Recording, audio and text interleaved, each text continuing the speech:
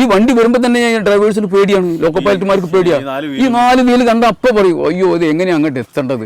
എല്ലാവർക്കും പേടിയാണ്. കാരണം എന്തും എപ്പോൾ വേണമെങ്കിലും സംഭവിക്കാം.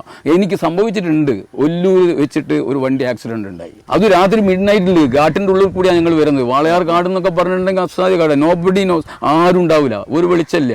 അപ്പോൾ ഞാൻ അസിസ്റ്റന്റ് പറഞ്ഞു നിങ്ങൾ വണ്ടിയിലിരിക്കും, ഞാൻ പോയി നോക്കട്ടെ. 4 വണ്ടി ക്യാപ്ചേഴ്സും 5 വണ്ടി ഡെറിയലുമാണ്. അവർ 6 മാസം എൻഗേജ്മെന്റ് കെട്ടു വന്നു. അത് ഞാൻ ചെയ്യാത്ത കുറ്റത്തിനാണ് എനിക്ക് വരുന്നത്.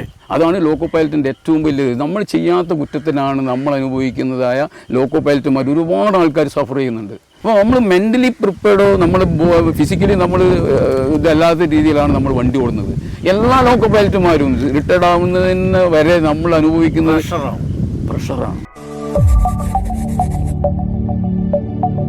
സേഫ് ഗാർഡ് എന്റർടൈൻമെന്റ്സ് ലോക്കോ പൈലറ്റിന്റെ യാത്ര തുടരുകയാണ്. ഗുഡ് ട്രെയിനിലെ എൻജിൻ ഡ്രൈവർ സുരേന്ദ്ര സാറിനോടൊപ്പം ഞങ്ങളും അനുഭവ യാത്ര തുടരുകയാണ്. സ്വാഗതം. സേഫ്റ്റി കാഡറാണ് നമ്മളെ റണ്ണിങ് കാഡർ. സേഫ്റ്റി കാഡറാണ്. കാരണം എന്തും എപ്പോൾ വേണമെങ്കിലും സംഭവിക്കാം. എനിക്ക് സംഭവിച്ചിട്ടുണ്ട്. ഒല്ലൂർ വെച്ചിട്ട് ഒരു വണ്ടി ആക്സിഡന്റ് ഉണ്ടായി. പാലക്കാട് നിന്ന് ഇരുമ്പനത്തേക്ക് പോകുന്ന ഒരു ഓയിൽ ടാങ്ക് അന്ന് 4 വീലേ അതിനുണ്ടാവുള്ളൂ. ഞാൻ വർക്ക് ചെയ്യുന്ന സമയത്ത് 4 വീല്, ഇന്നത്തെ മാതിരി 8 വീലല്ല, 4 വീലിന്റെ വണ്ടി. അതിൽ 72 വാഗൺ ഉണ്ടായിരുന്നു. 72 അത് ഓയിൽ MT വാഗൺ ആയിരുന്നു. MT വാഗൺ അത് സേലത്ത് നിന്ന് വന്ന് പാലക്കാട് വരുമ്പോൾ ഞാനാണ് ചാർജ് എടുക്കുന്നത്. ഞാനെടുത്ത് ചാർജ് എടുത്ത് വരുമ്പോൾ ഒല്ലൂർ ടു പുതുക്കാട് ഇരിഞ്ഞാലക്കുട ഒരു കോഷൻ ഉണ്ട്. കോഷൻ മീൻസ് റെയിലിന്റെ പണിയൊക്കെ എടുക്കുമ്പോൾ ഞങ്ങൾക്ക് അഡ്വാൻസ് ആയിട്ട് ഒരു കോഷൻ ലിസ്റ്റ് തരും.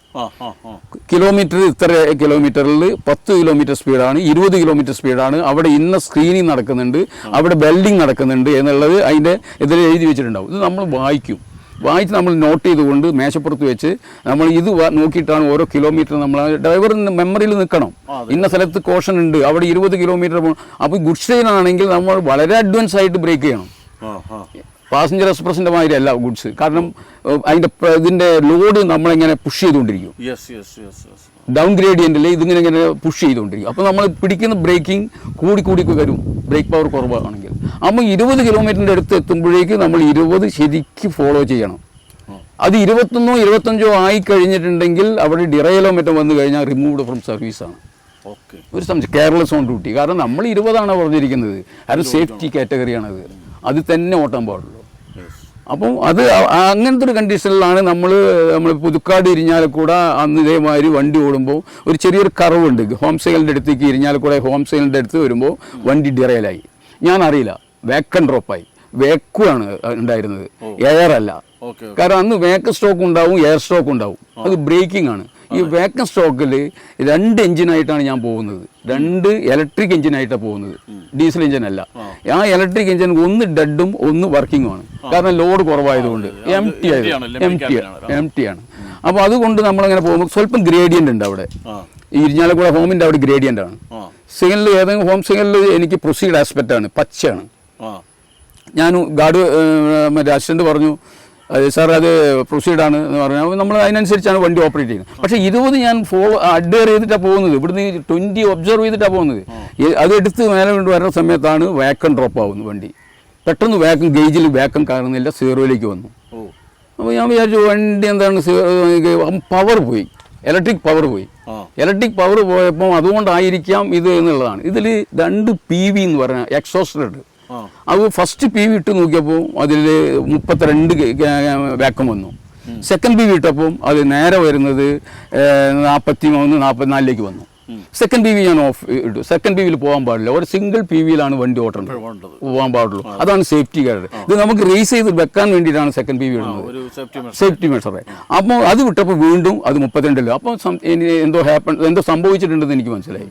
ഉടൻ തന്നെ ഗാർഡ്, അന്നത്തെ ഗാർഡ് നന്ദകുമാർ എന്ന ഒരാൾ, അദ്ദേഹം നടന്നു വരുന്നുണ്ട്. ഞാൻ ഗാർഡ് അപ്പം തന്നെ ഞാൻ എന്ത് ചോദിച്ചാൽ ഫ്ലാഷ് ലൈറ്റ് ഇട്ടു.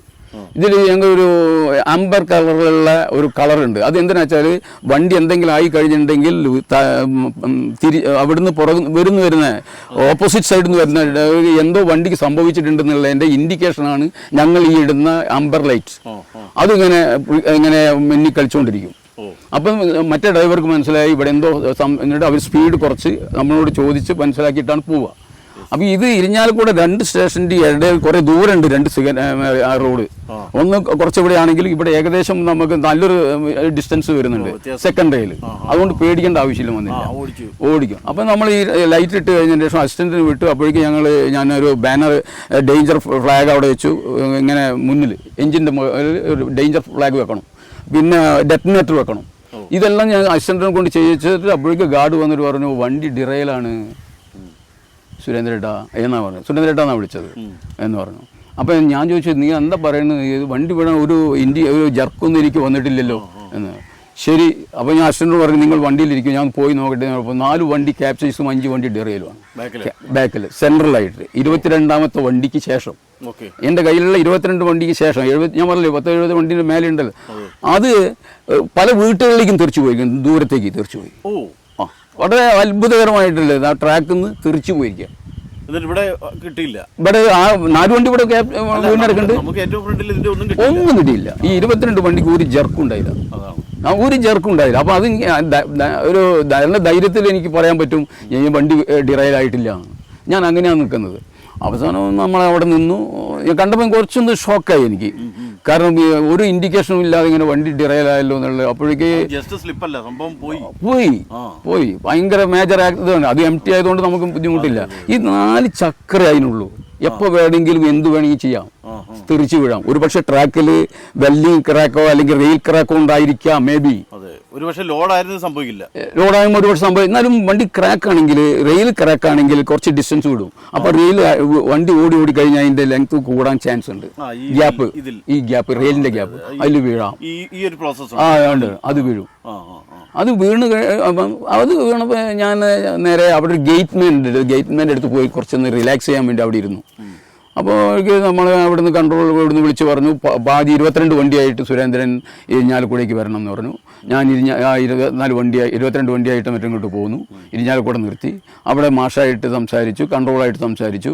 നിങ്ങളത് ഉള്ള വണ്ടി എടുത്തിട്ട് ഇരുമ്പനം പോകണം, ഇരുമ്പനത്തേക്ക് പോകുന്ന വണ്ടിയാണ്. എറണാകുളത്തുള്ള ഇരുമ്പനം എന്ന സ്റ്റേഷനിലേക്കാണ്, അവിടെയാണ് ഈ ഫ്യൂല് ഇതൊക്കെ എണ്ണയൊക്കെ നിറയ്ക്കുന്ന സ്ഥലം. അങ്ങോട്ടാണ് ഈ വണ്ടി പോകുന്നത്. അവിടെ ചെന്നതിന് ശേഷം എന്നെ തിരിച്ച് പാലക്കാടേക്ക് ട്രെയിൻ വർക്ക് ചെയ്യണമെന്ന് പറഞ്ഞു. ഞാൻ പറഞ്ഞു സാർ വേണ്ട, എനിക്ക് മെൻ്റലി ഞാൻ ഒരു സാറ്റിസ്ഫൈഡ് അല്ല, അതുകൊണ്ട് അല്ല പോകണം സുരേന്ദ്രൻ എന്ന് പറഞ്ഞു. അന്ന് കൺട്രോളർ സുരേന്ദ്രൻ എന്ന് പറഞ്ഞ ആളാണ് അവിടെ, നല്ല ഓർമ്മ വരുന്നുണ്ട് എനിക്ക്. അദ്ദേഹം പറഞ്ഞു സുരേന്ദ്രൻ അത് വണ്ടി സ്റ്റാർട്ട് ചെയ്തു, പോകണം, ഇവിടുന്ന് റെസ്റ്റ് കഴിഞ്ഞ് സ്റ്റാർട്ട് ചെയ്യണം എന്ന് പറഞ്ഞു. ഞാൻ ഇരുമ്പനത്ത് സ്റ്റാർട്ട് ചെയ്തു, പാലക്കാട് വന്നപ്പോൾ എന്നോട് പറഞ്ഞു നാളെ നിങ്ങൾക്ക് എൻക്വയറിയാണ്, നേരെ തിരുവനന്തപുരത്ത് വെച്ചിട്ടാണ് എൻക്വയറി ഉള്ളത്. ഐ മീൻ തിരുവനന്തപുരമല്ല, അവിടെ തൃശ്ശൂർ വെച്ചിട്ട് ആണ് എൻക്വയറി പറഞ്ഞു. എൻക്വയറി നടന്നുകൊണ്ടിരിക്കുകയാണ്.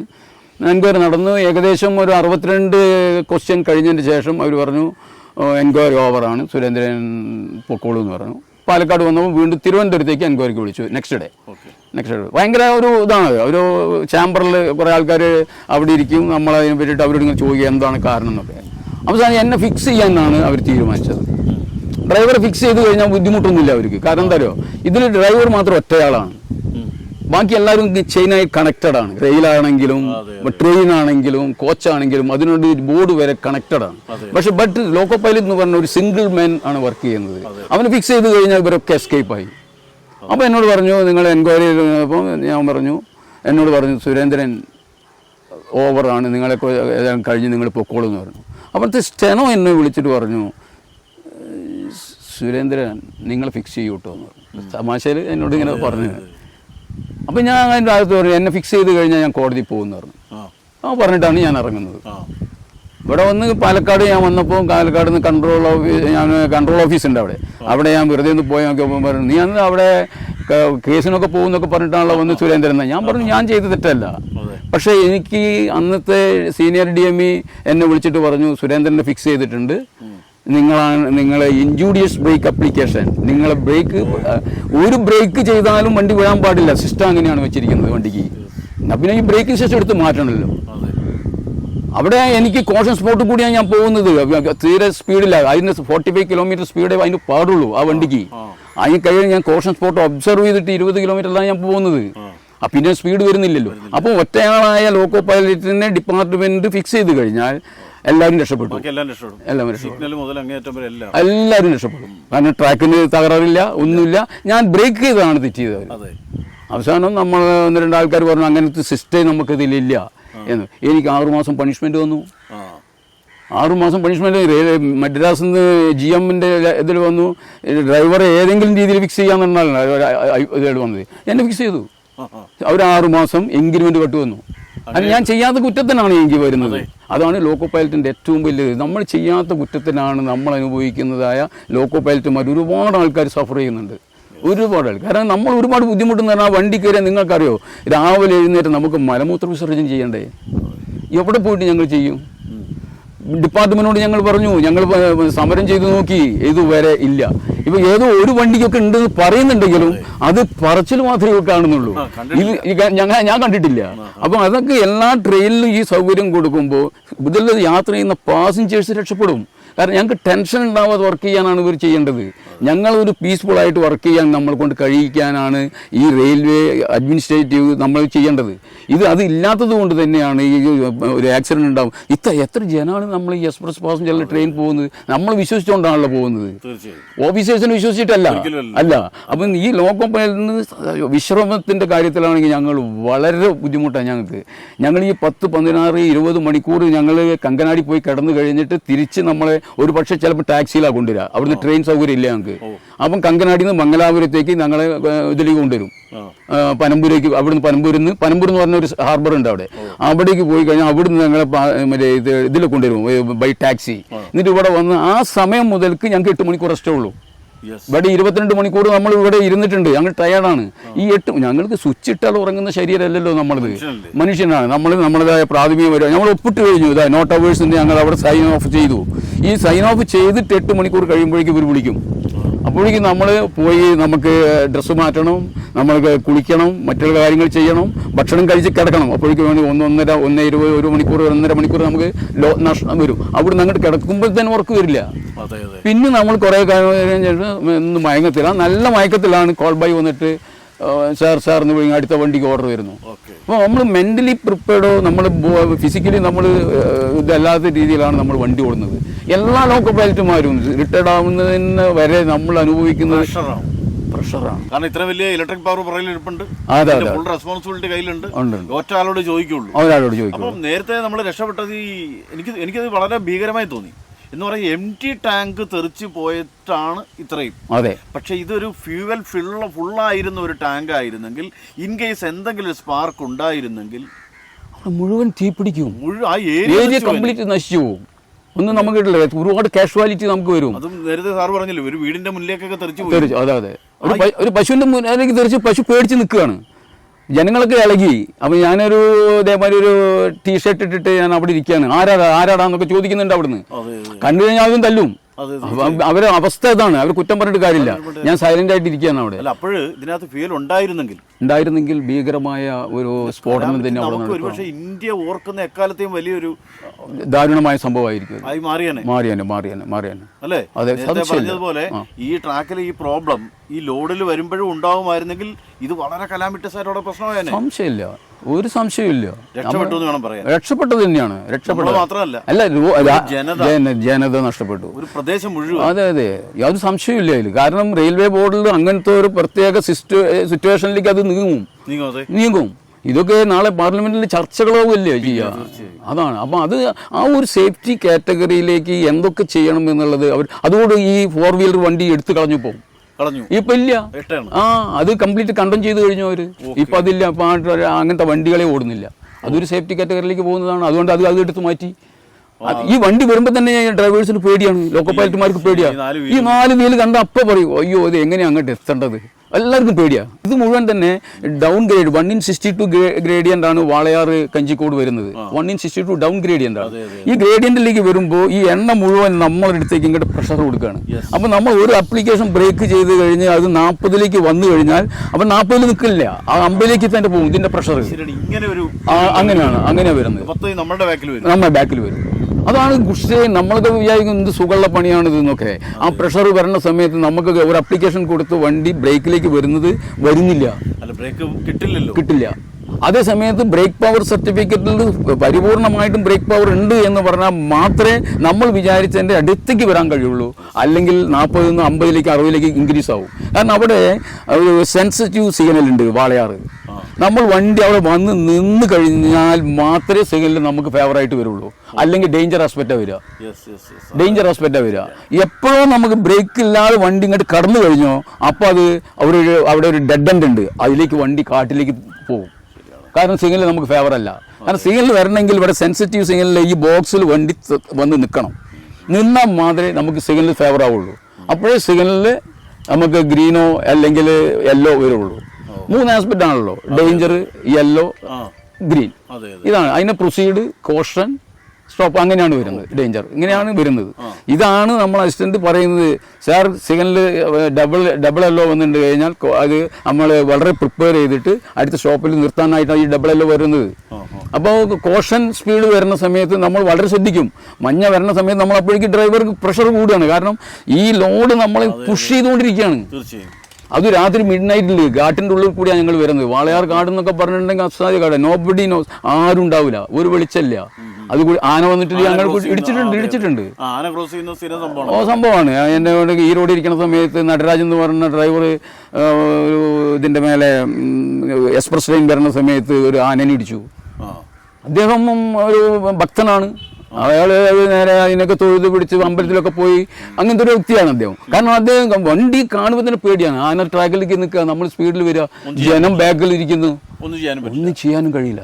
അതിലൊക്കെ നമ്മൾ ഡ്രൈവേഴ്സ് ആ സമയത്തൊക്കെ ഉണ്ടാകുന്ന ലോക്കോ പൈലറ്റുമാർ ഭയങ്കരമായിട്ട് ബുദ്ധിമുട്ടിയിട്ടുണ്ട്, ബേജാറായിട്ടുണ്ട്, മാനസികമായ പ്രഷർ നമുക്ക് വന്നിട്ടുണ്ട്, എല്ലാം ഉണ്ട്. നമ്മൾ ആ സമയത്ത് നമ്മൾ കുടുംബങ്ങളെ എന്നല്ല നമ്മൾ നോക്കുന്നത്, സേഫ്റ്റിയാണ് നോക്കുന്നത്. വണ്ടി എങ്ങനെ കൺട്രോൾ എത്തിക്കുക എന്നുള്ളത്, അത് മാത്രമേ ഉള്ളൂ. കാരണം നമ്മൾ വണ്ടിയിൽ കയറി കഴിഞ്ഞാൽ വേറെ ഒന്നും ചിന്തിക്കുന്നില്ല, അത് എക്സാക്ട് പ്ലേസിൽ നമ്മൾ സേഫായിട്ട് എത്തിക്കുക എന്നുള്ളതാണ് നമ്മൾ കടമ ഒരു ലോക്കോ പൈലറ്റിന്റെ. ഈ ഇരിങ്ങാലക്കുട ഇൻസിഡന്റിൽ ബാക്കി സംഭവിച്ചത് 22 വണ്ടിയായിട്ട് ഞാൻ പോയി നേരെ ഇരുമ്പരം പോയി.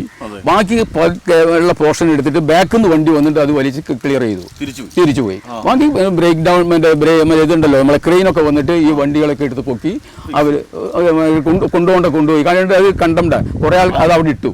കാരണം കൊണ്ടുപോകാൻ പറ്റാത്ത ഈ വണ്ടി വീണ് കഴിഞ്ഞാൽ പിന്നെ റെയിൽവേ അത് ഒന്നും ചെയ്യാൻ കഴിയില്ല, അത് ഉപയോഗിക്കാൻ കഴിയില്ല.